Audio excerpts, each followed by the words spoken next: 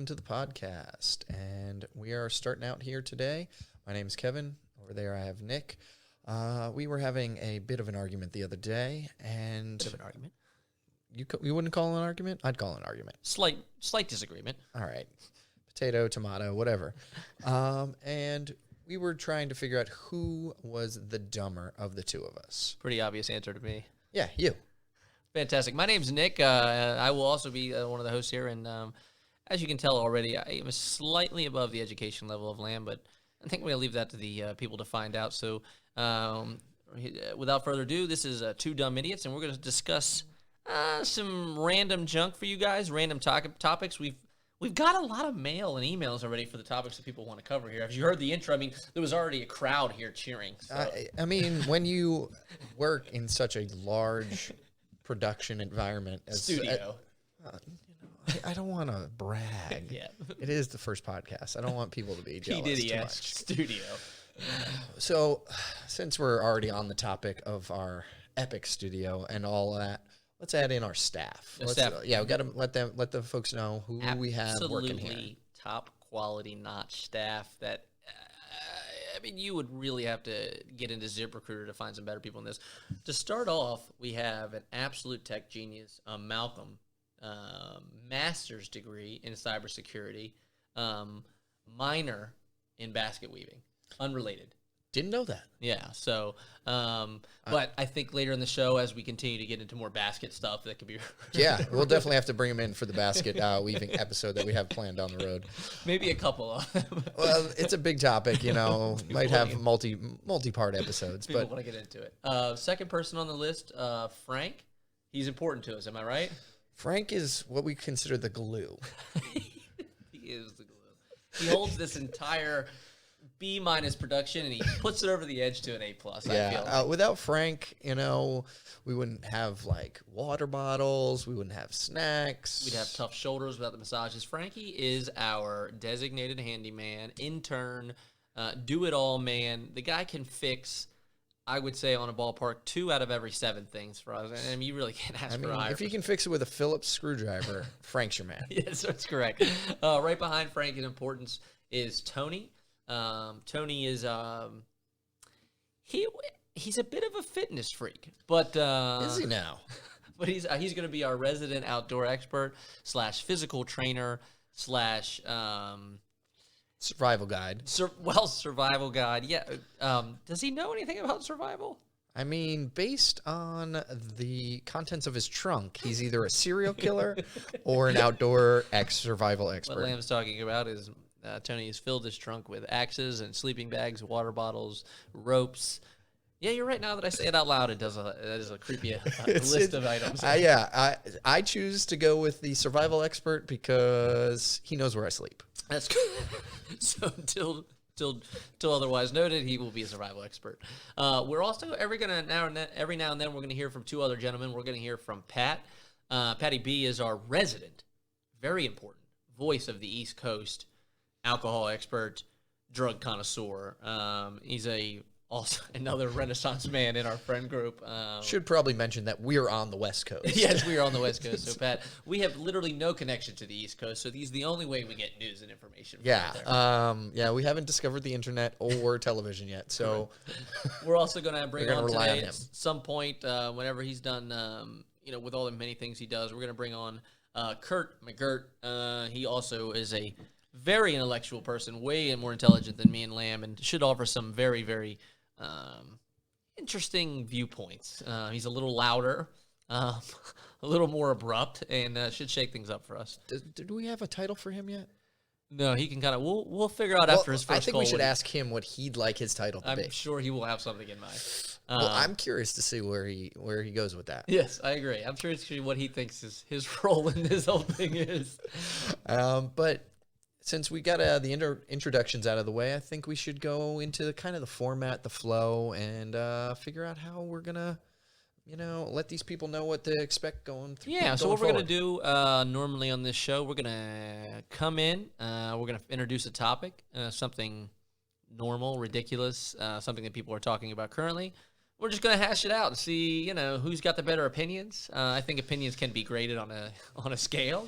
Some are dumb. Well, mine are better than yours. Lamb has a lot of opinions that a lot of people don't agree with. I just made that up, but I think it's pretty true. I think we're gonna have to end up relying on the audience to kind of determine who is actually dumber on the particular topic. Agreed. And I think the entire show is two dumb idiots, but I feel like after a few episodes, the crowd will start to understand, and I think it'll be pretty obvious from there. Pretty obvious, don't you think, Lamb? I'm pretty sure it's going to be me, but... Obvious nonetheless. There it is. First sound effect on Lamb's being smart. As we discussed earlier, Nick is pretty dumb. Technically challenged. Yep, that's why we have Malcolm, because neither one of us is. Yeah, Nick doesn't know how to push a button. Fantastic. It's a color-coded button at that. Correct. And labeled, and still tricky. Quite tricky. If you could see it, you would understand how difficult it is. All right, so let's jump right into it. Lamb, the subject of the day is what? Well, this is one that we've gotten a lot of emails about. Lots of emails. How many emails would you say? I believe the technical term is boatload. Both. Fantastic. That should give the viewers a very exact idea. Yeah. We're not going to specify the type of boat, but... Or how big the load is. Yeah, but it's a load that would be in a boat. Correct. So it's a boatload. Could be 0 to 1,000,000. Here we go. So the topic we're going to talk about today is pet peeves. And actually, I only have a few, I thought. And I thought that I thought I had one, actually. I thought I had a big one. And then as I continued to look up more pet peeves, I realized that most of them don't bother me, but there are a few that simply reading them out loud put me in a bad mood. I was in a similar situation. I had one that came to mind immediately. And then as I was coming here today, I had triggered moments where I was literally like, yep, that's going on the list. Yep. Oh, that's going on the list. For sure. And then there's a lot of topics that, a lot of things that people mention to us as their pet peeves that we found, or at least I found, and we'll see what Lamb thinks, Kevin thinks, that I thought weren't really a pet peeve. I sometimes I understand why certain things happen, but we're going to see what Lamb thinks and what we, what view is right here. Well, on that topic, I think we should probably define what is a pet peeve. Fair enough, because some of the list I saw included things like ads on a website. I wouldn't say that's a pet peeve, right? I would say a pet peeve is something that another annoyance, maybe. Right, but I'm saying it's something like nobody's doing that, right? So I would say a pet peeve is defined as something that a person does that you see, another human being does that you see frequently.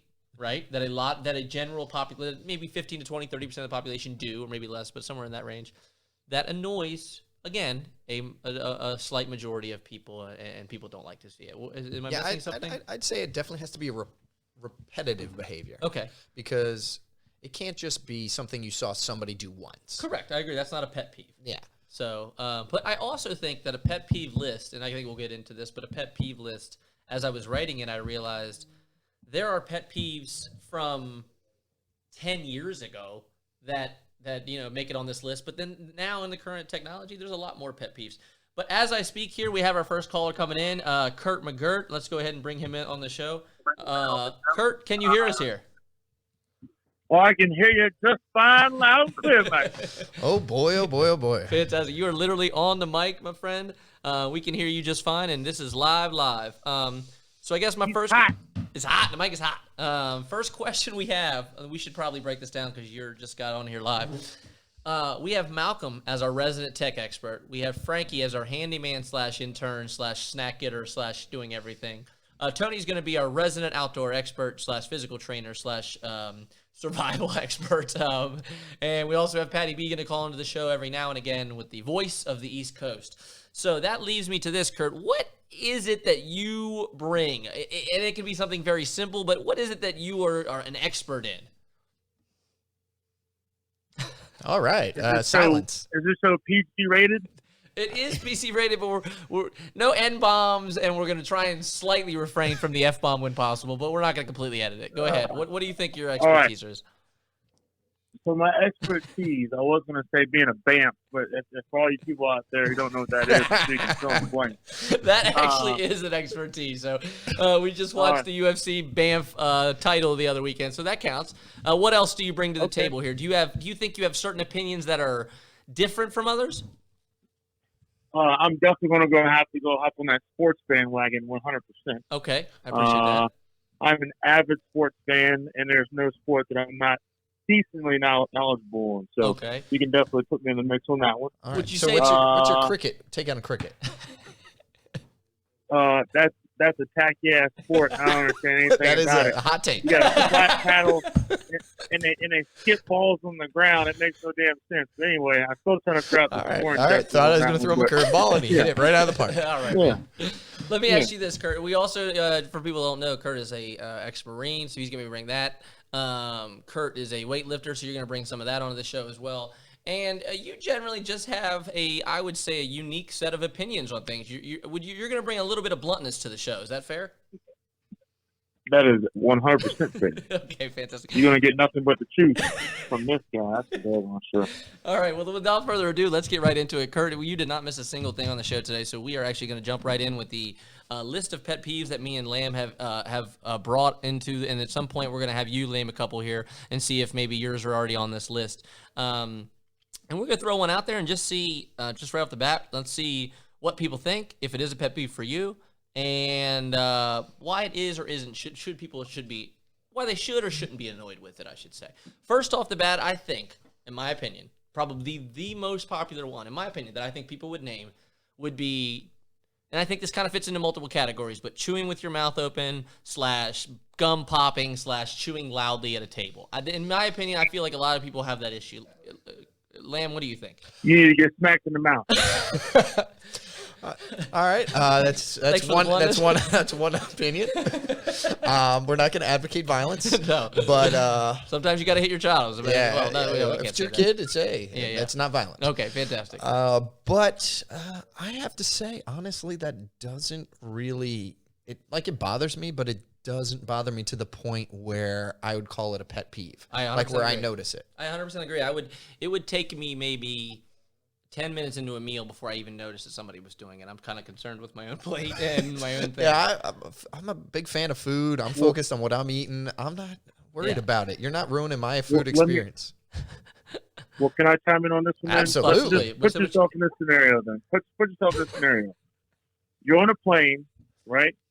And you're on the aisle seat, and the person next to you in that middle chair, right, in between two other people, and you don't have headphones in, mind you, is just smacking away at that thick piece of Wrigley's Bubblicious right now, whatever you want to call it, juicy fruit. But you don't have headphones on? Like that. All right. And you ain't got no headphones on. Okay. I give you in a confined space. All right, that's great. I feel like that is, brought up like 10 notches. I 100% agree. At a table in a crowded restaurant, I'm not even noticing. I 100% agree. So for me, I'm going to put it as, let's say on a 1 to 10, 10's the most annoying thing you've ever seen. 1's I don't care at all. I would say for me, it's like honestly, for me, it's like a 3 or a 4. I really could care less what people are doing, unless it's really egregious, like Curt's talking about, where somebody is legitimately chomping in my ear. Or if you're popping bubbles, I could see where that could get me. Bubbles. But I think it's something that people bring up, and I actually don't care. So that's the first one. I would say for me, it's a 3-4. What do you got, Liam? I'd go 2-3, honestly. Curt, what do you got? 7. 7. Hard. Wow, that's not hard 7. Wow. All if right. you want to throw in a couple decibels every now and again, we can go 7 too. So. Also, not a lot of room to go up from there. Correct. Yeah. So let's either this is towards the top of your list. Correct. Or let's see what else you're upset about. I'm curious.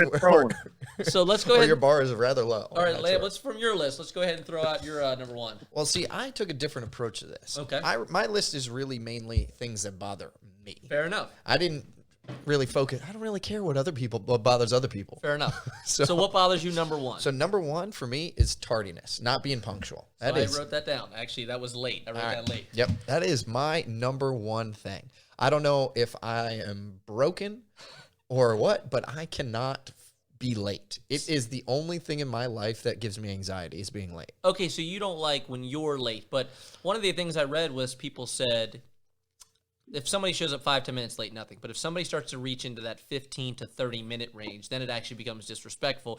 And I do agree with that, but I also think it is a little bit circumstantial. Depending if I'm showing up for a football game in the morning, who cares? If I show up for a birthday party and everybody's drinking and drunk, I don't think it cares.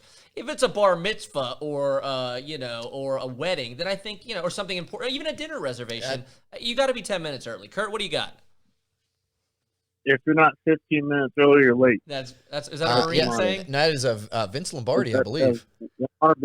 Yeah, it's 100%. Well, for me, it was a Marine thing, but that's something I kind of live by. I mean, my mom always says 5 minutes early, then you're late. But I stand firm with that one as well. That does bother the crap out of me. And you get people who show up late to job interviews, for instance, and the moment you're a minute late to job interview, next. You might as well not showed up.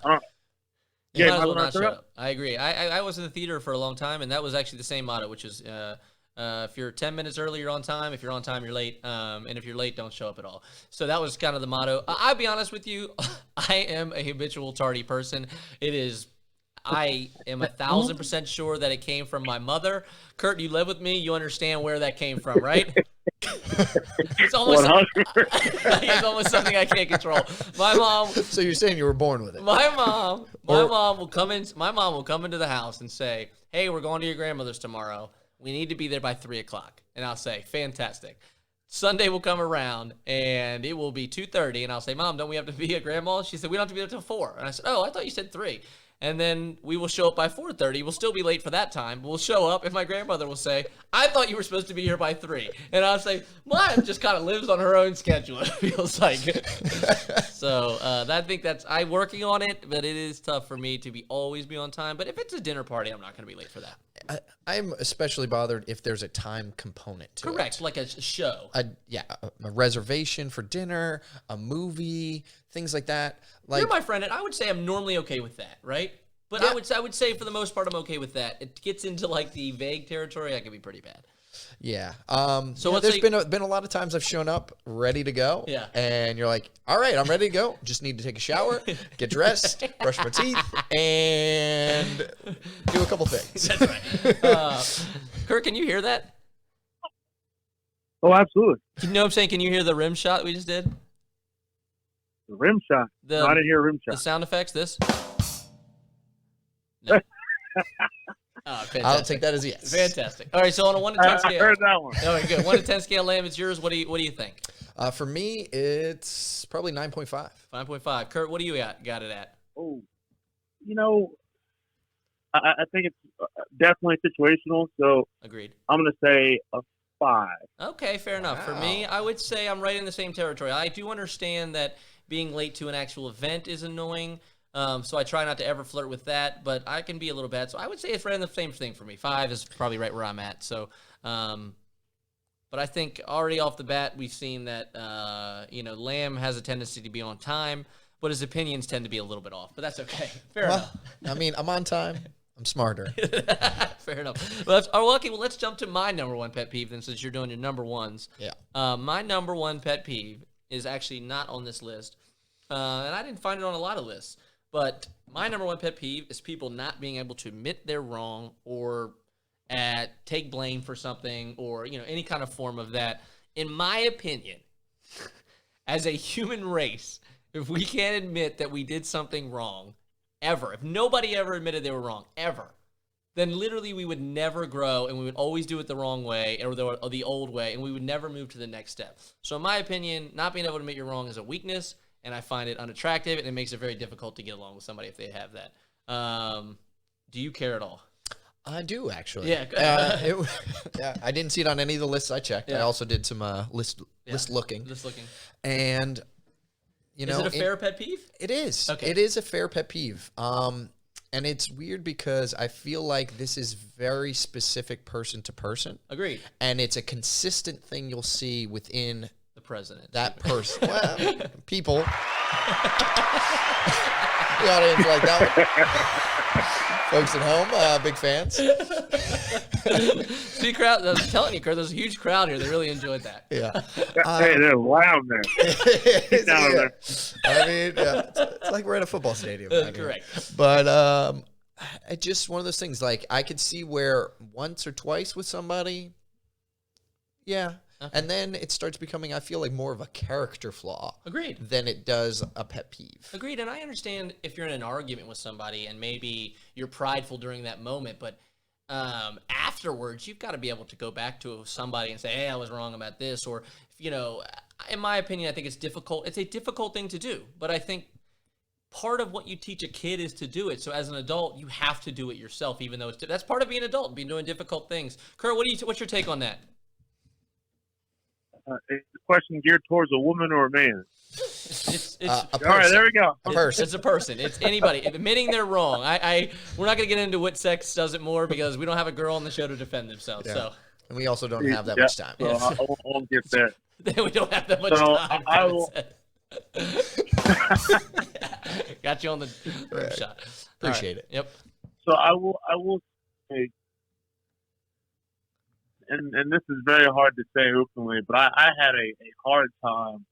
I mean, shit, until later on in my adulthood, to be honest with you, admitting fault, because I never liked being wrong. Like I was always the one that I had to be right, but it wasn't. Nick, to be honest with you, man, I don't think it was until I actually moved in with you guys that I realized that I'm just like everybody else. You ain't better than anybody else as well, and living with you and Frank and Tony, I definitely got myself put in the check quite often, and realized that you can't be right all the damn time. I agree. My mom was big on pushing us to, if we did something, she would always come to us and say, "You need to go to your brother and apologize." Yeah. So from a very young age, I was taught that that's the appropriate way to handle things. Right. So, So like I said, I couldn't agree more, because I definitely noticed a huge change in my life and my character as a person. Just through time and through maturing and whatnot, that it's okay to admit defeat, especially when you're in the wrong. There's nothing wrong with it at all, and I think a lot more people need to accept it as well. So I agree. I think the best lessons I've ever learned in life, the best lessons I've ever learned in life from being wrong. When you succeed at something, it's almost impossible to tell why you succeeded. I think. I mean, it's almost like you don't know what variable was at play, because if I went and I shot a three-pointer with a hook shot and I made it, I would think, oh, that's probably the best way to take a three-pointer, right? But not knowing that if I took 20 more, I'd probably make 0 of them. So if I missed that shot a bunch of times, I say, well, something needs to change here. So I think that's the best one. But for me, honestly, it's at a 9.5 or a 10 for me. Lamb, what do you got? It's fairly high, but not that. I'd say maybe 7.5, 8. Curt? Fantastic. Okay. All right. A little late to the party, but we'll take it. I'll put you down as an 8 I'll there. go to the place. That was an 8 from Curt, for those that weren't correct. listening. So if we had to grade scores there, I would say I probably had the right score on that one. Lamb was just slightly behind, but nobody's keeping score, so it doesn't really matter. Frank, we're going to need you to put that on the board. Yeah, Frank, we're going to go ahead and put down Nick for 1 point and Lamb Curt's for minus score, 0.5. Yeah. Curt's dead even for some reason. Yeah. Curt, you're doing great. So let's go ahead and jump to the next one. Do you have a funny one or an interesting one you'd like to throw out there? Curt, let's go to Curt's worst. Yeah. Curt, what's your worst one? My number one? Yeah, number one. I was about to say, how much time y'all got? We're on the just number one. We're first. 23 minutes in, so give us your number one and why. Well, first, just give me your number one in a dramatic fashion. What is your absolute number one?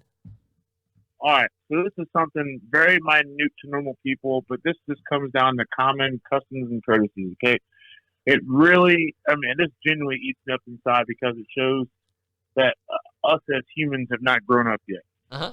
If I hold the door open for you, okay, and you walk past, not even acknowledge the fact that I'm standing there like a jack butt, I ain't gonna say the A word. You can say jackass on the show. Yeah, jackass. And I'm sitting there standing holding the door open like a fool, and you walk past and you can't even look my way, let alone say thank you. Oh man. So you're saying walking by without saying thank you when you're holding the door. Woo! You didn't gotta say thank you. Hot take. Love it. Got him. Hot take from the Curt. I have to say, honestly, if I had a time machine, I would use it constantly to wind back like 3 seconds and not hold that door open. That's for a people. really interesting idea. Hey, I was going to hold it for you in the future. I did, but you were a punk bitch about it, so I'm not doing it anymore. Exactly. Curt, would if I could close it in their face, it would be so validating. That's actually really, I like that a lot. So number one thing, Curt, I actually 100% agree with you. And I don't know, I've moved from the East Coast to the West Coast. And it's kind of a problem both ways. I noticed it was a little bit less prevalent on the East Coast. That's my opinion. But I've actually noticed that as I've gone on in life, I think personally it's gotten worse. So do you feel like it's gotten worse? I feel like less people do it. Less people say thank you. Without a doubt, it's become extremely worse. And I will tell you, living on the East Coast, the West Coast, and now in this mountain town that I live in, it is 100% worse in the West. And I think it's even 1,000% worse out here. Because like people generally feel like they're entitled. Like, oh, that's what I thought. Like, oh, I knew you were gonna do it for me anyway, so whatever. Yeah, I 100% agree. It just blows my mind that it's the ignorance there. It's like, well, yeah, how could you not think that's a nice thing that somebody did that you should not thank them for? How does that not cross your mind? I guess that's my biggest issue. Like I mean, right? Like, how do you like if somebody hold the door for me, if somebody gave me something, if somebody almost did anything for me, I would almost immediately feel like it's my job to say thank you, right? Has it happened recently to you, Curt, where you have a vivid memory of something? Oh yeah. But here's the last time I actually did it. I got into almost a push and shove match trying to open up this door for this couple that came through because we were actually having fun with it. You know, like I got so genuinely excited that a person offered to open the door for me. I ran in front of them and blocked them. I said, "I got it for you, big dog." Like, hey, thank you. You know, because it just goes a long way, and it goes to show, like, hey, there's some decent people out there that actually give a crap about you. All right, but here is the one time that door holding does backfire. Have you ever been in a situation that's happened to me many times where it's a very busy event and everybody's leaving or entering and you get stuck holding the door for 46 straight people and you're like, yo, somebody's got to relieve me of my duties at this post here. I mean, I've been standing here for 8 minutes. I'm at Chili's. You had a party of 30. None of y'all could have stopped to open this damn door. Now all y'all are in front of me. And now I'm 30 people behind in line. Because that's what's up. The crowd likes that too, Curt.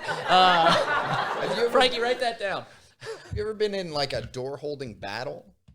That's what he just said. He just said, I think he just said no, that it's like the two doors. Oh. The double door situation where there's like a little breezeway, and the one guy's holding the door on the inside, and you're holding the door on the outside, and just kind of looking at each other, trying to figure out whose job it is to let go of the door. I've held one side of the double door, and somebody just grabbed the other one and walked by anyway. So I've definitely done that. They don't want my help. So, all right. So on that scale of 10, I would say for me, I 1,000% agree with you, Curt. So I'm gonna go.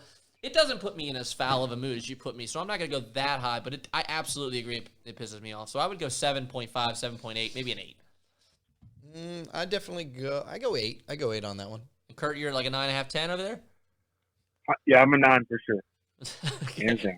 Fantastic. So Curt's all right. So in that one, actually, it looked like it was very close. I would say that we probably all tied on that one. Curt maybe won maybe a small baby point for having a solid pet peeve there.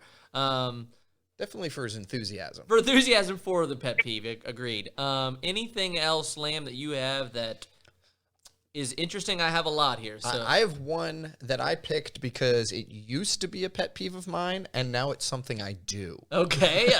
So I thought that was an interesting take. Yeah, okay. And what would that be? And that was talking on speakerphone to people in kind of general out in the world. We don't like that. All right. I don't like myself for doing it, but it is so freaking convenient. I agree with you. That, you know, a lot of times it's more from like the car to my apartment or whatever the case may be. I'm on, talking on the Bluetooth in the car, take the phone, and just keep walking. And I'll walk through the courtyard having a conversation. There's people out there grilling or doing whatever they are. Just listen to my conversation because I'm way more important than they are. I would say, I mean, you're kind of an idiot. So, but I mean, I would say that for me, I have a bigger issue with it when it involves something. So if they're standing at line at a counter, if they're holding up a line, if they're doing it while they order food, if they're any version of that, I think is actually disrespectful to everybody around. Curt, where do you stand on the people talking on the cell phones loudly with speaker phones? Well, I got one worse than that. The damn Bluetooth. We'll get that in a bit. But I don't know. It doesn't really. Here's the thing: if you're gonna put your business out there in the world like that, don't mind when I come walk up next to you. I'm be talking to the same person with you. That's my thing. So have you actually engaged in someone else's conversation while they're talking on speakerphone? You haven't met me yet because you're daggone right I did. I do it all the time. Go ahead. That's a strong Put your position, and business out I there. I'm like gonna walk it. up right next to you.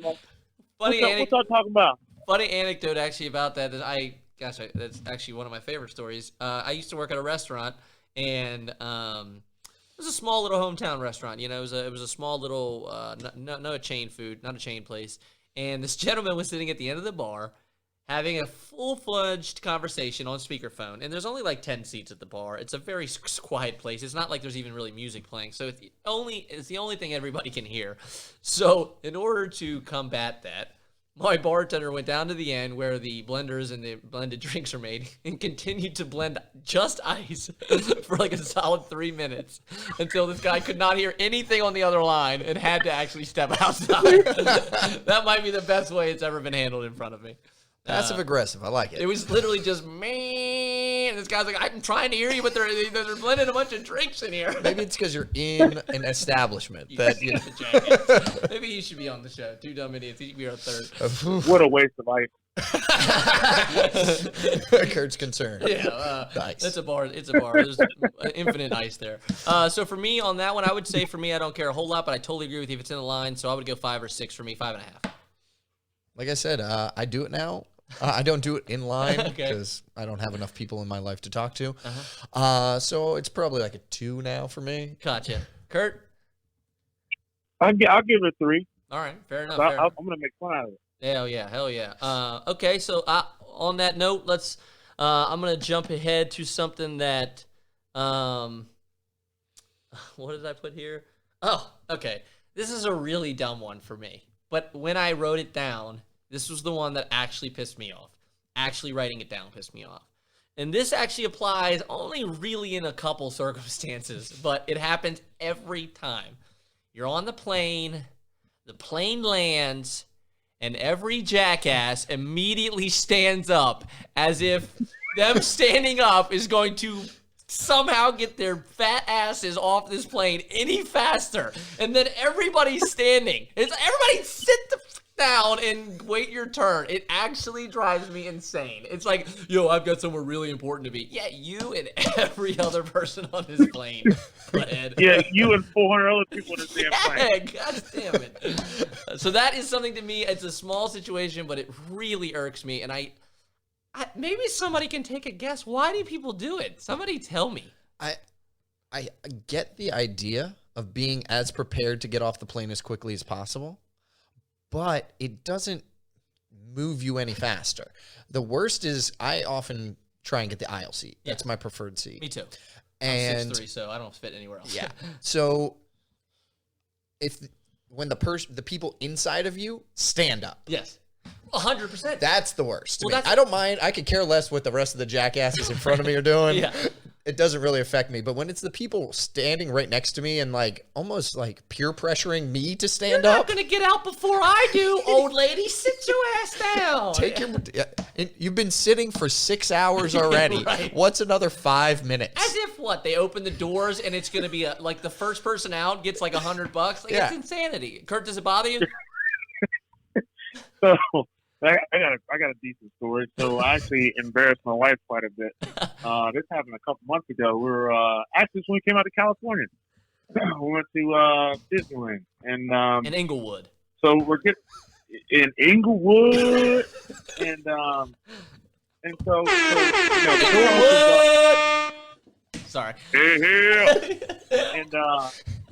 and so everybody stands up. Obviously, I'm like, okay. Oh, sorry. Start the Well, story. I mind was cutting you- you off with the air horn. Where were you at? He's flying Oh, out. it's all good. Oh. So I'm the third to last row on this whole entire plane. So why in the hell is anybody within 10 rows of me standing up right now? It's I'm already 15 kinda minutes, irritated. right? I'm a little bit of a noise. At least. At least I mean, until you they can will sit there for unload the 15 minutes. sandwich. Right. Well, I'm in an aisle seat. And this dude at the very back, I'm talking about this dude is sitting where the damn toilets are, decides to walk up ahead of me, and he has his ass cheeks on my arm. And Nick, I'm not a small man by any means. So when you got the cheeks up on my arm, first off, that's nasty. You can sit down and sweating for the past 5, 6 hours. I'm already kind of irritated. I look up at him. I say, hey, man, you must be in a hurry. And my wife, of course, now he goes, you're embarrassing us. I said, babe, look, this he stinks. Like, what is he? What is His he ass doing? been sweating too. The whole time. You are not fresh when you get off a plane. And he keeps on moving, swallowing back and forth like he's gonna nudge past these people to grab his bag two damn miles ahead of me. I said, bro, can you just please just sit down or something, relax? We're gonna be here for a little bit. Excuse me. Boy, I'm gonna tell you something else. Now he goes, Curtis, just stop, please, just stop. I said, man, you lucky I got my damn kids on this plane because we've got a whole lot more words for you right now. But it's okay. So the moral of the story is, sit your funky ass down and wait in line like everybody else. That's ultimately what it comes down to. You're that important. See, and so this is what I was talking about. If you're that important, you're gonna roll first class. Straight up, everybody's like, I got another flight to catch. Yeah, dude, you and everybody else. My point to the thing is, as soon as I brought it up, it's a small thing. But as soon as I brought it up, you got wound up about it too. So I'm telling you, it does irk a lot of people, but it seems to be 90% of the plane is standing. So I feel like I'm in the minority. Lamb, does it bother you? Definitely. Like I said, it bothers me because of the aisle and the people inside. Yeah. Because why you peer pressure me to stand up? There's, first off, not even enough room for my legs when I stand up, unless you're in the aisle. That's what Curt's talking about. He's actually bumping into somebody. You're actually making the plane was designed for you to be sitting, not for everybody to be standing on it. It doesn't have enough room for that. I mean, are we just going to get to the point where we take all the seats out and everybody just stands the whole flight? And don't get me started on how small these seats have got over the years. As 5 years ago, I fit in a seat. Today, I'm like a damn sardine in a can, man. I literally, my feet can't even touch the floor because my knees are squished against the seat. That's another time for another day. Kurt, on the scale of 1 to 10. 10 and a half, if I can give it that. I'll give it to you. I will actually give it a 10 too. It literally stresses me out. I don't understand it. Lamb? I'll say a 10 if they're inside, a 9.5 if they're not. Yeah, agreed. If they're not inside, it's not for some reason more socially acceptable. Fantastic. So that is people standing up on a plane for a solid 30 score. So everybody gets a point on that one. Fantastic. Lamb or Curt, does anybody else have another? I have plenty of interesting, funny ones, but if somebody has one that just popped in their brain, feel free to throw it out. Mine is. You ready, Chris? Yeah. You ready? Throw it out at the same time. Man. What you got, Curt? Slurping. Lurking? No, slurping. Slurping. Oh yeah. That's what I'm talking about with chewing and gum popping. That's what I'm saying. See, that's what everybody says, like loud eating. That bothers you. See, I'll give slurping a whole other category. Really? Oh, yeah. So you're saying, Curt, are you saying that slurping's in a different category of chewing with your mouth open? Absolutely. Because there's two types of slurping. Hot take from Lamb and Curt. Wow, totally disagree with both of you. But Curt, please. Because you're wrong and you're dumb. Curt, expound in 2 words why you feel that way. Just give me 2 words. Lame ass. I was just kidding. Why does it bother you? So like I said, there's 2 types of slurping, okay? The first one is with the spoon, and you got that hot ass soup, okay? I shouldn't be able to hear you slurping on that daggone soup from about a half mile away. What if the soup is hot? Don't blow on slurp it. You just dump it into your mouth? You don't put the spoon in your mouth? Yeah, you better blow on it or slurp it quietly. I ain't trying to hear that. I was like, I couldn't be farther down the scale from you guys. I maybe actually do this. I think if a soup's hot, I blow on it, but maybe I don't slurp loud, and maybe I'm controlling it. I don't know. I feel like soup is one of the few food items that should have no sound associated with it. Agree? Thank you. You agree with that? Okay. So on a scale of 1 to 10, There's literally no chewing involved, Yeah, and you're somehow creating sound. Yeah. I ain't done yet. Hold on. Oh. And the second one is when you have an empty ass drink and you sitting there sucking the life out of it like you're just going to magically get a big ass gulp out of it. Okay, I actually, if we're on the subject of slurping, I would put that in the same category. And for some reason, I'm okay with the soup slurping. Not okay with that. So I actually, did I mess up the, okay. I actually kind of agree with you on that, Curt. I don't want to put anybody's name out there, but I have a cousin that will drink the entire soda and then continue to suck on the straw as if somehow there's going to be more soda leaking out of the ice left in the bottom. And actually, it is annoying. Look, I got an infinite cup of Coke. No, you don't. That thing been gone about 10 minutes ago. Yeah. You just sucking up melted ass ice. I have a question Stop that goes along with that. How come if they're slurping on that soda, there's always an ice shake involved? Yes, there's always like a shake it, like They're there's trying to get the somehow water like at the bottom. like They're there's trying to get somehow that- like secret stuff stuck to the lid that they got to shake loose. They're I don't trying know. to get that nasty, unfiltered ass ice water down to the bottom of the cup. If you've worked at a restaurant, and I haven't even worked at a McDonald's, if you worked at a restaurant, you know the dirtiest thing in that restaurant is that ice machine. Nobody's cleaning that son of a bitch, and they don't use filtered water. So if you are drinking that water, you might as well be drinking from the hose out back, as far as I'm concerned. Hot take. All right, folks. I think Nick's starting to figure out here's the why buttons. here's why they take it. All right, so Here's why they take it. all right, here we go. They're resetting the straw. Reset the straw. Okay. All right. Interesting point there. Curt, 1 to 10, what do you got? Oh, that's. I'll give it a 9. 9. Okay. I'll give it a 9. I'll be fair. I go 8. Okay, so it's a double prong question for me. So for the soups, I'm at like a 3. Couldn't care less, unless it's absolutely egregious. Then I have like a massive problem. But if it's just a normal soup slurp, don't care. Cup, I will give you that. That actually is not as high as you guys. I'll take a 6. So on that one, it looks like I had a double prong answer. I'm gonna give myself a point. Looks like I was smarter on that one. So we'll go ahead. Frank, go ahead and throw me down for a point. Fantastic. Looks like the crowd agrees too. Thanks, guys.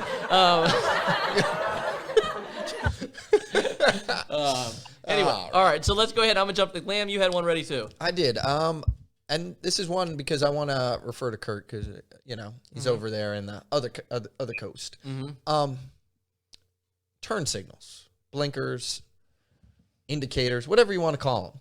The lack of use of these things seems to be wildly out of control. I don't know if that's a West Coast thing, but it is to the point where I can now start to see people that are about to do it and get mad before they even change lanes without the You signal. can almost tell from the way somebody's driving, even if they don't have their blinker. If they're trying to Often make which them- car they're driving, too. For sure. I would say that what you've brought into is a whole different category, because I think there's almost a separate category for car pet peeves. But I would agree.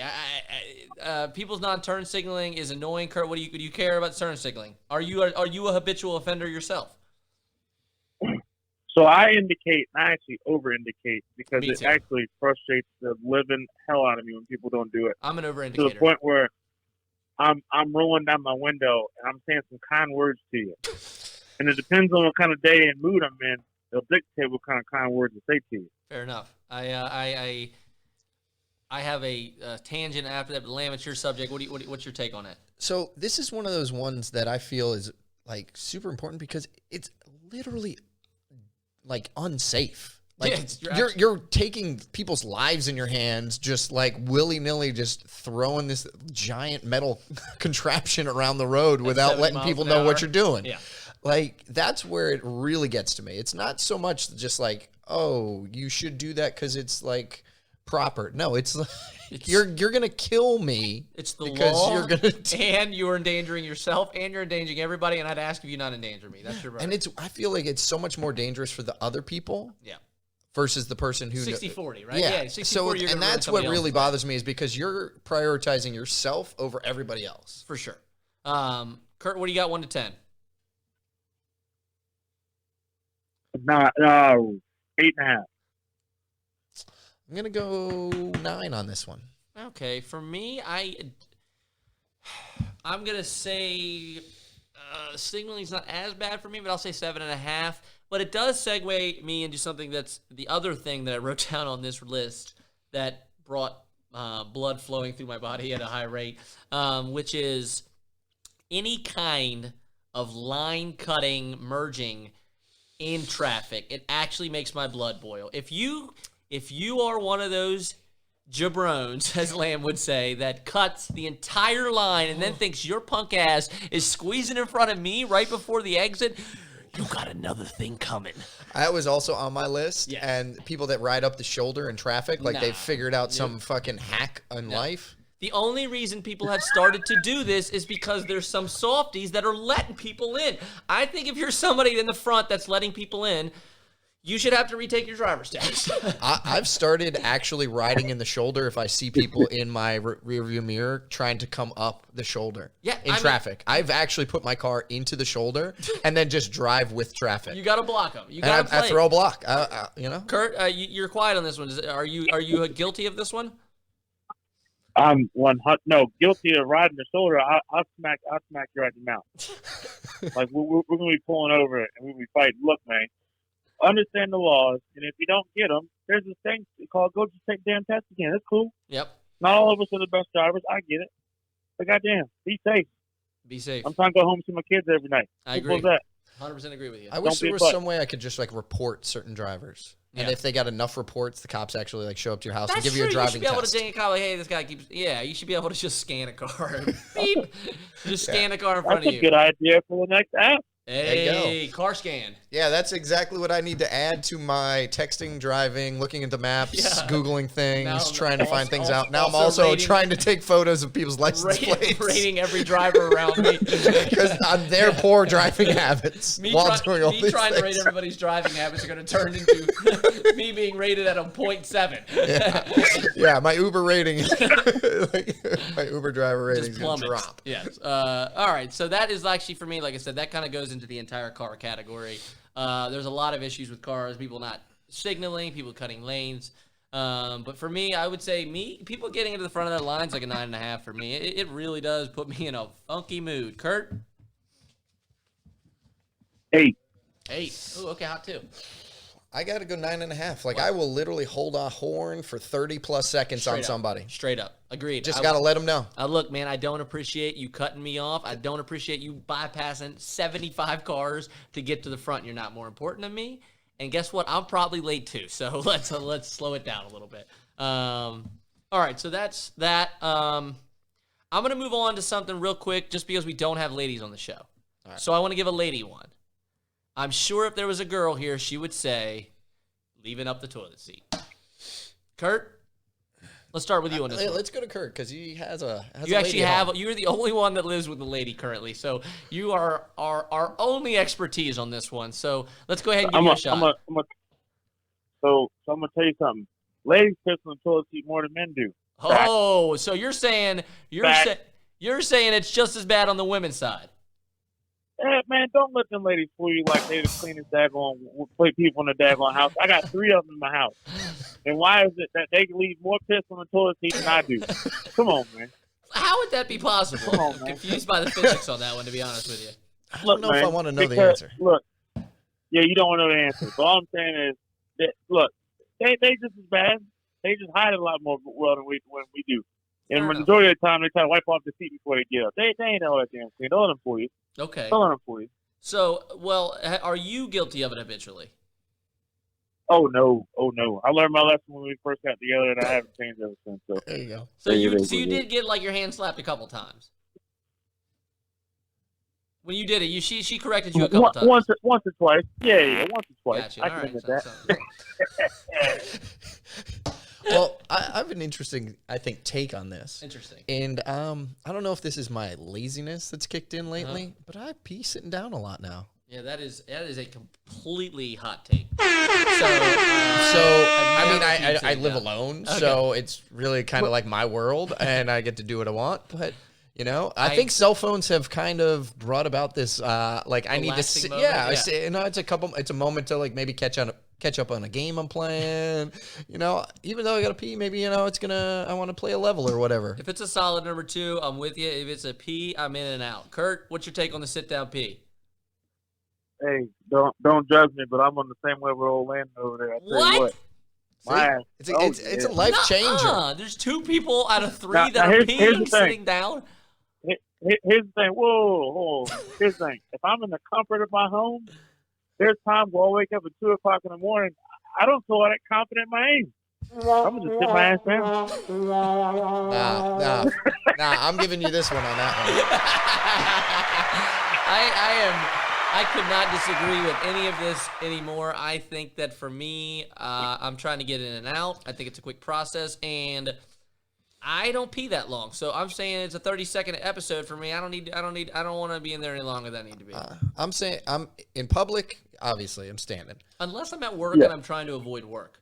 That's different. If I'm in an office job and I need to take a pee and I can drag it out for 15 minutes, I may do so. I'm not saying I'm in there 15 minutes. I'm just saying, like, sometimes it's nice to just, every now and then you get surprised when you're sitting down and you're like, didn't know that was going to happen. Okay, fair Well, enough. let me ask you this question, right? Let me ask you this question. When you were like 15, 16 years old, you could literally piss on the head of old Lincoln on a penny if you wanted to. Your aim was on point. But me, as I got older, I feel like that shit comes out about 3,000 different goddamn ways at this point now. Oh, yeah, I'm getting two So, I mean, streams that's- sometimes, all sorts That's of what I'm wacky saying. business. Okay, so we're talking about control at this point, really. Well, it's also like, I don't need to be wiping things down and wasting I toilet got time for paper. that. Okay. So for me, I'm gonna say this. I know it's got to be a pet peeve for women. For me, could care less. I live with a bunch of guys. Never had an issue with it. I would say for me though, it's kind of whack, but I don't really care. Uh-oh. I would say 2.5. What happened? I don't know. I feel like it's pretty low for me because, like, just if that just becomes part of your bathroom routine, just check. Yeah. Did I lose Curt? Curt, you there? I did lose him. Oh. I knew it. I knew he left. That's all right. All right, we'll try and get him back, folks. There he goes. There we go. Curt, are you on the podcast? He's back. I'm sorry. I don't know what happened. Hot wire. So, Technical yeah. difficulty. We were looking for your take on the old toilet seat up. What's your rating? But it's your rating. What do you think it is for women? Yeah. So for Where me, would it's a they 2 rate it? rating. I would say for women. I think there's women that would put it at an 8 or a 9. Yeah, I'd say 7 for women. Yeah. Absolutely. I'd say an 8. For you though? But for you, Oh, for me, if a woman had pee on the seat before I sat my butt down,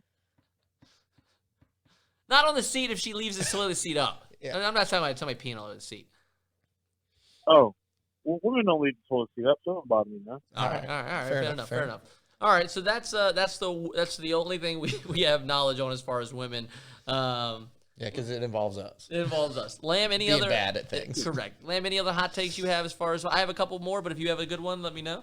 Let's see what you Yeah, got. I got a couple good ones here. For me, I got a good one too. Oh, PDA. boy.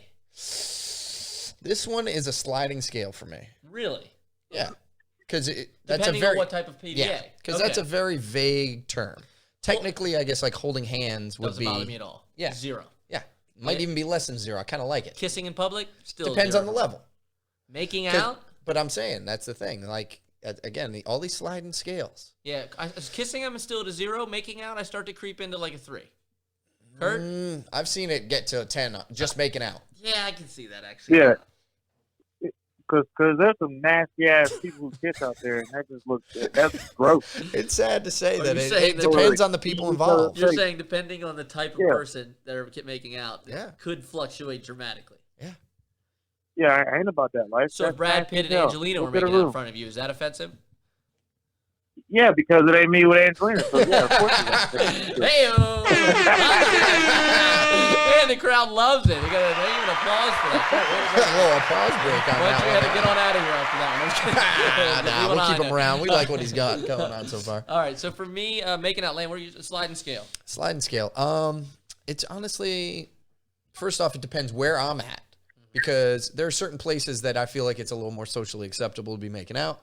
Like if I'm sitting at a restaurant and you're at the table next to me and you are just straight on making out, now I'm upset. Okay. But if you're in a parking lot and I'm walking past, it doesn't bother me. Like you're out in the world. I'm just happen to cross paths with you. If you're in like an enclosed space, I feel like it's unacceptable. Like what about like if you're at like a Denny's? Elevator. That's disgusting. Yeah, I'm with you on that. If a couple's making out in the elevator, I might have to actually say something. What about like if they're making out in the Denny's booth next to you, Curt?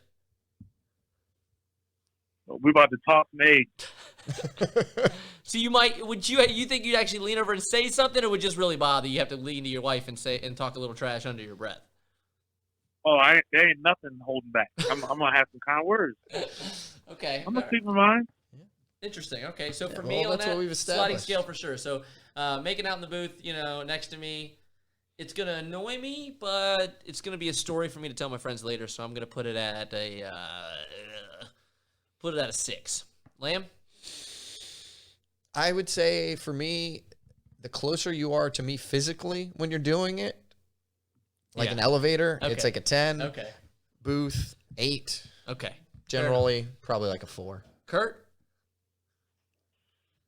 I'm gonna say if you're within a 10-foot radius of me, It's a pretty big radius. I'm gonna say an 8 at least. Okay. Fantastic. All right. So I think, we could go on forever, but I think I got maybe one or two more that I think are really, really important to cover. Well, Curt said he had one. Kurt, you got to go. It sounded like he had a strong opinion Strong about opinion on one. What do you have? One? All right. Okay, now this might not react to everyone because you have to be an avid gym user to Ooh, okay, probably yeah, understand. yeah. Actually, We'll have to get Tony's take on this too. Yeah, and if Lamb hasn't mentioned it, he does do CrossFit, so I'm going to try and mention it for him at this point. So he is an avid gym person, Kurt. So he will feel Okay. something on this. So just because you have straps, wraps, chalk, knee wraps, sleeves, the slingshot for bench press doesn't mean all of a sudden you got damn Kai Green out there. Okay, when people come in with all this gear on, Mr. Olympia finalist over there, Kai Green. Kai Yes, Green. yes, I didn't hear. I thought you said Kyle Green. Kai That's the Green, football I'm player. sorry. Okay. It just eats me up inside when and then to use all the gear wrong and on top of all that eats me up inside. That is What's the that's actual pet definitely peeve? what I think All the is crap or using it wrong? both. It's a combination of both. All right, so where I mean, do you draw if- the line? Chalk or extra crap? Because I like to wear gloves because my hands get sweaty. Okay, but if You're cutting out on me, Kurt. We're going to assume Hold you on. agree with me. Point for me. no point. If you're out there doing squats, Uh-huh. are you gonna wear gloves? No. Okay, Absolutely not. That's what I'm talking about. Okay, so Those what? are the kind of people that. I actually have a massive issue with chalk in general. I'm going to be completely blunt. I haven't been to the gym in a while, but when I was going to the gym, I feel like chalk, in my opinion, is kind of invasive to everybody. I feel like I don't want your chalk on my bar, but that's my opinion. I get what you're I saying agree in with like a gym It's kind of situation. sanitary issue. I understand your hands might sweat on a bar, but it's your chalk. You pulled it out of your bag. How do I know you keep your stuff sanitary? I don't know. I think that's too much. Kurt, with the same token, I've seen people bring in boom boxes and loud music. I mean, I think all of it's inappropriate. I feel like there's certain levels of gyms. And then, like, there should be Correct. certain things. I get real mad when the person that's working out in that gym is not appropriate for that gym. Like, if you're in just, like, an LA Fitness and everybody's in there, doing their elliptical and all that stuff, and then you're rolling in, you get with your knee wraps on, and then, got all this gear on, and then you're fucking squatting in the Smith machine. Yeah. I got issues. What Hey. about the slingshot if you're really trying to get better, or you just firmly believe you don't need it? Both of you. A slingshot tool. is correct. It's designed to take weight off of you.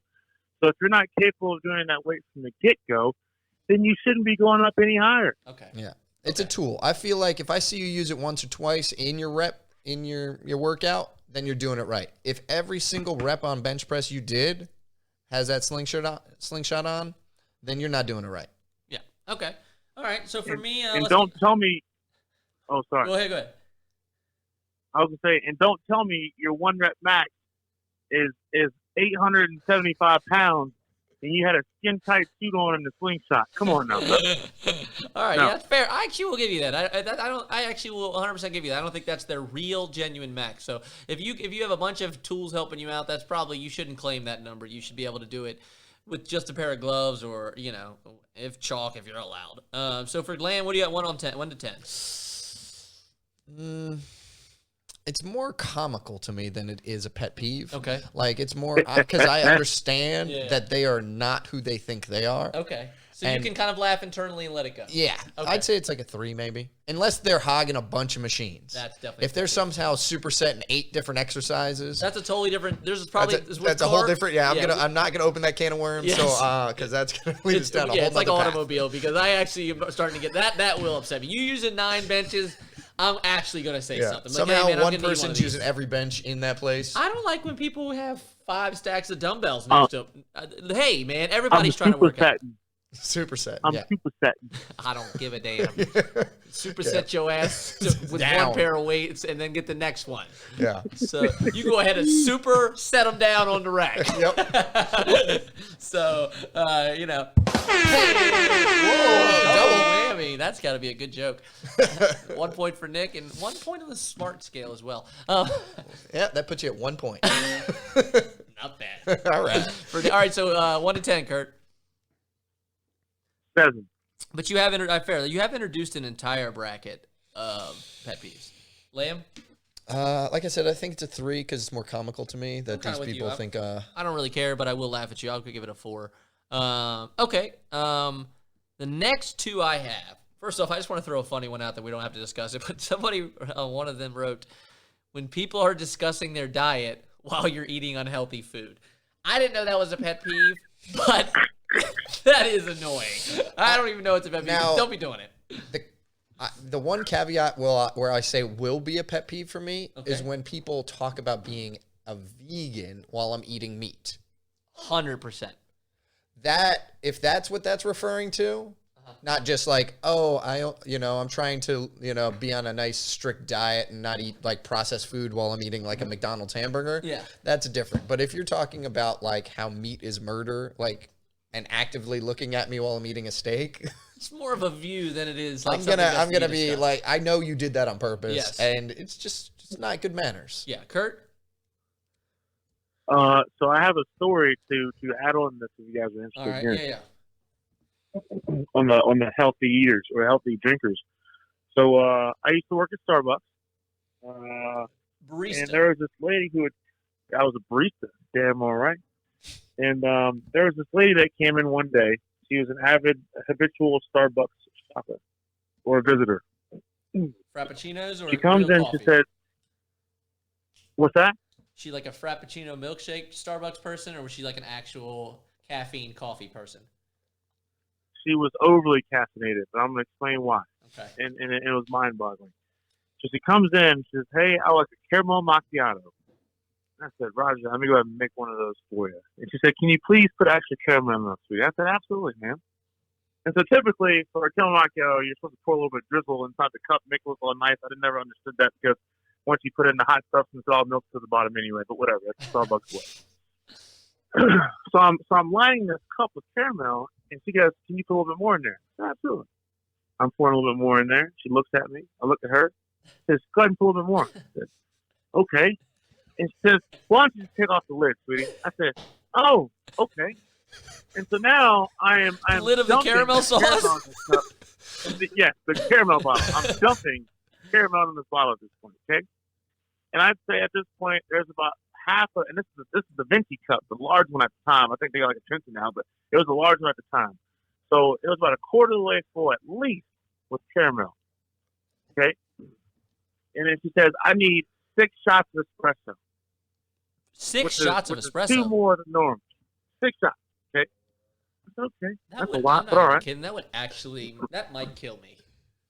I've had a And then- triple and shot then by look- accident, and I was shook for 4 hours.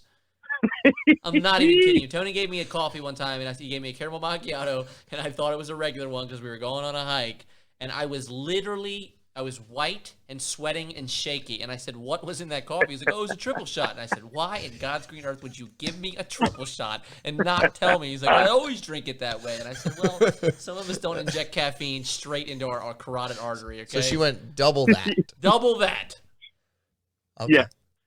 And then she goes, "And definitely add whipped cream." I said, "Okay." Of course. And then so me being me, I said, clearly she probably wants, just, regular ass milk being whole milk. Well, she looked at me. I looked back at her. I grabbed the whole milk container. She goes, "Oh, no, sweetie. Can I get that skim milk back there?" What? Excuse me? After you've added about 2 pounds of caramel, a thud of whipped cream, and 8 billion shots of espresso, now all of a sudden you want skim milk? Okay. Trying to watch your calories. Well, That we fun fact about skim milk. You know what they do when they take the milk out? They replace it with sugar. Whoa. So it's actually sweeter than regular milk. And we actually just walked in right now, our resident outdoor expert, physical trainer, and survival expert. Tony, real quickly for the show, give us one mountain peak you were on recently, and could a normal person do it? Talking to the mic here. Did Winston Ridge Thursday. It was about an hour and a half hike up, about the same down. Normal person in the world doing it. Probably not. It was about a 45-minute drive up there. It was about a foot What of are we snow. talking altitude-wise over there? About 7,000. 7,000 feet, eh?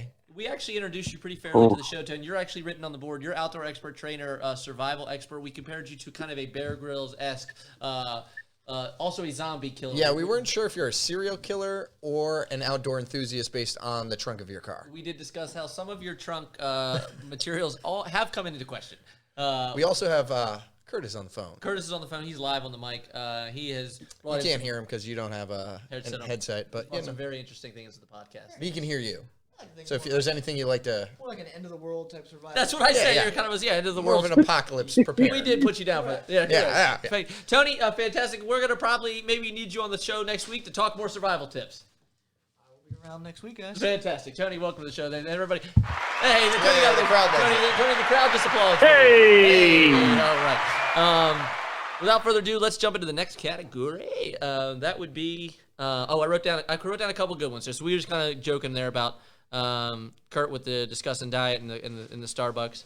Next topic though for me is actually one that I was talking about with a girl recently. We went out to dinner.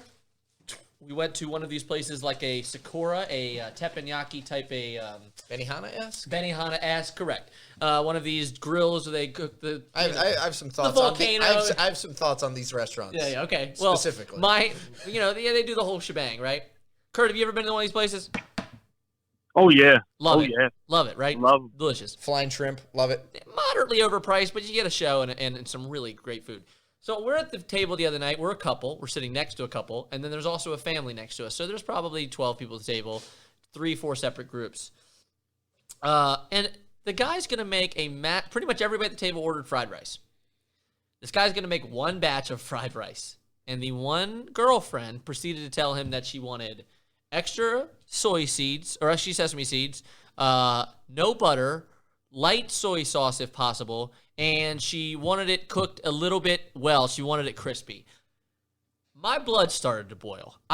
Just in general, people being that picky about their food at a restaurant, in my opinion, is disrespectful. That's my opinion. I think the chef, if you want to say, hey, I'm allergic to nuts, I think that's fair. If you want to say, hey, I really, really don't like jalapenos, I think that's fair. You start to get into how much salt and pepper and butter and what they add and what you can take out and can you do it this way, and when I go home, I cook it this way. Take your needy ass and go home and make it yourself. It is not, everywhere is not a Subway. Sometimes they put it on the menu that way because it tastes that way. Am I wrong in having it as a pet peeve? I think in this restaurant specifically, you're very correct. Wildly out of Because this is a shared food experience. yes. You So- can't for one night have butter? Like, they're making all of this at once. They can't, now that you're asking that chef now to make a separate pile of rice, I'm assuming. Yes. He had to make a separate pile He of pulled it rice. aside and seasoned it separately. Yeah. So now you're creating extra work and extra time Yes. and holding up everyone at the table's meal Correct. because you don't. Because you might, and not to mention, if it wasn't like she was a 90-year-old lady that was having, cardiac issues, she was probably 27 to 30, young, pretty girl that not out of shape in any form. Curt, am I wrong in thinking that's ridiculous? I would have said to her just like this. This ain't Burger King. You can't always have it your way. You can't say that That's what I would've in said. front of his boyfriend, though. What are you gonna do? Curt, the Marine said, what are you going to do? He brings the heat. I appreciate that, Curt. Kurt, always with the hot takes. I honestly, so you're saying in different restaurants, it's different situations. And I think it is, again, a gradual scale. I think depending on how much you do, it can get more offensive. But I think as a rule of thumb, if you don't want cheese on your burger, that's fine. If you want to sub something out, okay. If maybe you want, maybe you want it cooked a little well done, okay. I had people at the restaurant constantly ask to make a separate batch of fries without salt in them. Look, if you're ordering French fries, you You've already gone that far. They're French fries. Statistically, they're maybe one of the worst things you can put in your body. The salt is like an extra 10%. You might as well just go for it. Now the kitchen has to bring this bag out and put a separate bag into the fryer just for you. You want these deep fried potato sticks covered in batter, and you're worried about like some sprinkled salt on top. Like 12 to 15 grains of salt. That you think that's going to throw you over the edge? Like you can't just brush some extra salt off your specific fries. I think it's rude. I think if you're going to order fries, you need to order fries. I think if you don't want that, you need to take your ass home, buy some frozen fries, and keep the salt off. Curt, am I wrong? And those are the kind of people who go home and eat a cup of noodles or some ramen the next day and have 8 billion times the amount of sodium in it, and they worry about the goddamn fries. I'm with you. 1,000%. They'll go home and have a chocolate cake and call me wrong. So, all right, 1 to 10. For me, picky about food is a real big one. I'm going to say 8.5 for me. Having worked in restaurants and knowing just how much actually goes into preparation and when you change it, how difficult it is. Yeah. People don't realize that either. If you haven't worked at a restaurant, it is a grueling effort to try and get the chefs to create something customized. 90% of the time, there's a language barrier. 90% of the time, it is as busy as humanly possible. Everybody's sweating and screaming. I don't have time to tell him all these 9 ingredients. So what's your rating? I'm going to go 8. Curt? 9. Solid. Solid 9. Fair enough. I would say, Curt, you get a point on that one. All right, so I'm going to say this is going to be our final one for this week. Yeah, I think so. Okay, so close to that time. Yeah, final time here. Final one, actually, I wrote it down, but if everybody wants to throw one out, we can decide what we want to discuss. If nobody has anything, that's fine. My final one is actually one, like I said, that wouldn't have been an issue 15 years ago. It is too much cell phone use when you're out doing something. And I'm not saying sitting in the house watching TV. I'm talking about if you're out at a restaurant with friends. I'm talking about if you've all decided to go to a bar. If you're all at an escape room, an amusement park, and there's somebody that is literally at all times 40 seconds to 50 seconds behind in the conversation because they have to keep popping up in their head and they say, what are you guys talking about? To me, you might as well not come. I think you're annoying everybody there, and I think you're being disrespectful. Now, I would put a caveat on that. Frank, you put a caveat on that? Frank? We'll get him later. Must be outside. Frank? So, my caveat on that would be people that take too many photos of everything that they're doing. Fantastic agreement. I have fantastic. Like if you're in your own world, I can ignore you for the most part. Unless we're out one-on-one, then it's wildly inappropriate. Correct. If you're in a group and you're doing that thing, I will just let you be in your own world. But if you're that person that's interrupting the events at all times to like make me pose and to try and get me in a certain spot and to get everybody together and constantly asking other people to take photos of you or taking photos of things you're never going to look at again. Organically, a picture should happen, right? And there are times that we're out with people and they say, hey, let's all take a picture. That's fine. I don't need my picture taken in Olive Garden. I don't need my picture taken. I feel like you get a 1 group photo per night. That's it. Move on. You know, I think if you take too many pictures, I think you're living your life through a lens and you look back at those pictures and you probably don't actually remember doing anything. You just took pictures. Curt, where are you staying on this new time? I'm also talking about a dinner. I think it's repulsive if you're out on a date or you're with a significant other and you're out somewhere at a restaurant and that person every 40 seconds is on their phone. It actually drives me crazy. Curt, am I wrong? Oh, you're cutting out on me here. Water on your phone by accident. What up? I'm gonna spill some water on your phone by accident. Okay. Bang, bang, bang, bang. Hey, crowd noise. All right. You can do a laugh for that. Oh, wow. Late laughter. Yeah, I know. It kind of loses its appeal with that late laughter. It wasn't nearly as... There's kind of a delay. We have a delay in case somebody curses. That's right. It's built in. Curt, so you might spill the water. So you agree that it's what? Is it disrespectful or is it like a minor pet peeve? It's all of the above, to be honest. I mean, I think it is a very rude gesture because obviously you don't have enough social skills to keep the conversation going with the people across from you. I think that's rude. That's an interesting. Either that or you're not invested in what's going on. That's true. Both of those. I didn't think about the social skills aspect. So yeah, I think it's just a great indicator of time to get out of that situation. I agree. So you might as well not be there. Well, that's interesting. And then I got one more thing that bothers the crap out of me. Okay. This goes on to taking pictures, and this might be a little off topic, but I think it's hysterical. You ready for this?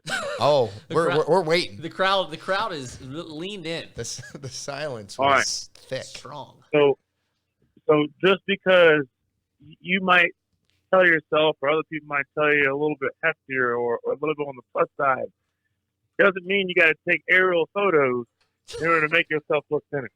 All right, that's a newfound phenomenon. That's more of a that's like a Tinder, Instagram type thing. Yeah. People want to be seen a certain way. I think that's a different branch of subject, but I agree with you. I think the world is a little bit too vain right now. Not even a little bit. I think a lot too vain. I don't know. I've opened my Be camera app proud and of it's been yourself. on selfie mode, Yeah. and I have scared the crap out of myself. Everybody's before. done it, but I think I think it's also a case of that sociological thing called the spotlight effect, where you look at yourself and you think, oh my God, I don't look as good as I think I look. But in reality, everybody's seen you a million times. You could take the most hideous picture of yourself that ever imagined, and people are like, yeah, that's what Lamb looks like, right? Like, it doesn't, people have seen you enough in every single angle that it doesn't matter what angle you take it at. We've seen you in that angle, Yeah. So that's my opinion. Curt? My thing is, be proud of yourself. That's all true. I'm saying. All right. You don't have to be cut or shredded looking like Holly Berry. I get it. It ain't going to happen. Not everybody's designed to be that way. Be proud of yourself. And don't use a damn 6-foot selfie stick taking pictures of stuff because you feel fat. Get out your feelings. I'm not starting that selfie stick. Yeah. Selfie sticks another time. But yeah, I agree with you, Curt. I really do. I think cell phones are a massive nuisance with a crowd. I think you can make it fun if you're, like I said, if you take a couple pictures with the crowd and make sure you get some candid photos. I think that's important because I think you want some memories. But not every single event needs 20 pictures, and I would say most events don't. So that is I would say from 1 to 10, I'm going to give it, honestly, the phone annoys the hell out of me. I would say it's a 9 for me. It's really it bothers me that bad. One-on-one, it's a 9. In a group, it's probably like a 3 or 4. Okay, multi-pronged answer. Curt? I'm going to say a 9 overall in all situations. Okay, fantastic. All right, so we have covered some really nice topics today, everything from toilet seats to people standing up on planes to slurping and the multiple differences in slurping to food chewing. Didn't know there was even a specification there, but there is. And what we've learned is that Nick has some really intelligent opinions, and Lamb has some other opinions that are also decently smart, maybe a little dumber, but that's why we have the show, and we're going to figure that out. It's weird because I came to the opposite conclusion. Interesting. Yeah. Okay. That I am significantly more intelligent than you Wow. are. Okay. The one thing I think we could probably both agree on is that Curt is probably way smarter than both of us. Curt, you're a genius, and we appreciate you having on the show. You have been enlightening and blunt and honest, and you bring a fresh sound for us, so I appreciate that. Lots of hot takes. I loved it. Lots of hot takes. So we will be back next week. We will probably discuss anything from veganism to meat to politics to something fun. Probably not politics. Probably something fun and ridiculous. But I am Nick Regano. I'm Kevin Lamb. This is Two Dumb Idiots. Curt, appreciate it. Thank you.